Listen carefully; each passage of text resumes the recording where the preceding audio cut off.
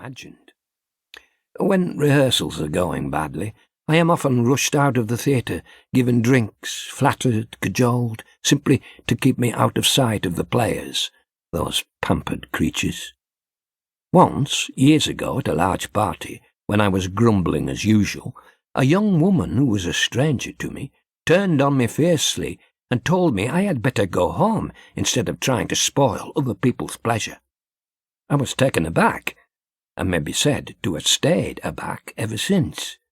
But though I would gladly send that woman an inscribed copy of this book, and regret I do not know her name and hope all is well with her, the fact remains that she was misjudging me.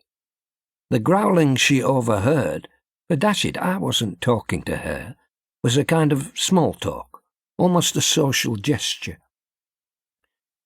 My discontent was not meant to be taken seriously. It was that old unconscious exaggeration again, and although perhaps I always ought to have been more careful, for this I am more to be pitied than to be blamed. A final point for the defence. Much of my writing, I have no doubt, consists of adverse criticism of this life, and so is a sort of grumbling at large. There is some self-indulgence here, I will grant you, but there is also a speck or two of something better. For I have always felt that a writer, if only to justify some of his privileges, should speak for those who cannot easily speak for themselves.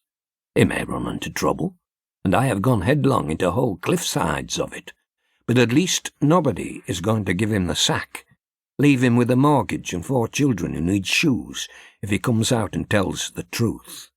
I have therefore often grumbled in print more on other people's behalf than on my own.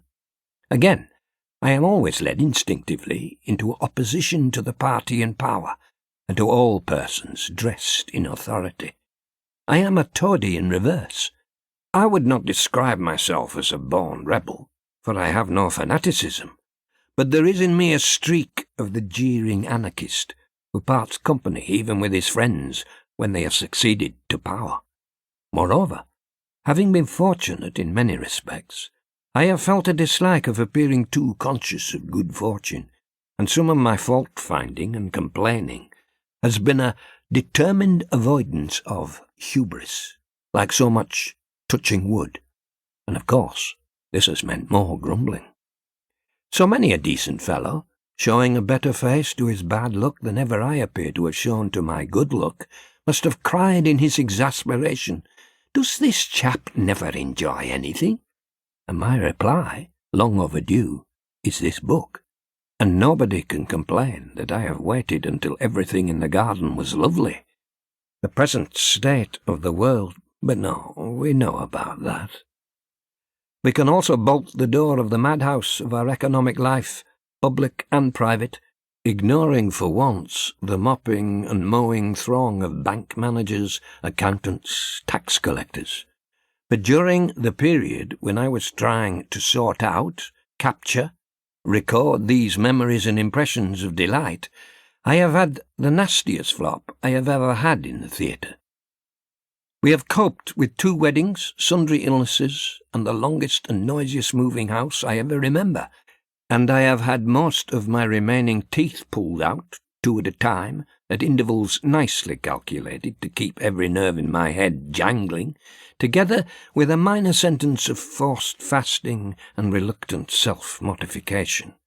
In fact, most of the anxieties and miseries of an author, a parent, a householder, and an ageing sedentary male, have been thrust upon me, and the life of Riley, which some people imagine me to lead, has been further away than a fading dream. Nevertheless, through the prevailing thick and the occasional thin, I have kept close to this little book on delight, so that it could be my apology, my bit of penitence for having grumbled so much, for having darkened the breakfast table, almost ruined the lunch, nearly silenced the dinner party, for all the fretting and chafing, grousing and croaking, for the old glum look and the thrust-out lower lip. So my long-suffering kinsfolk, my patient friends, may a glimmer of that delight which is so often possessed.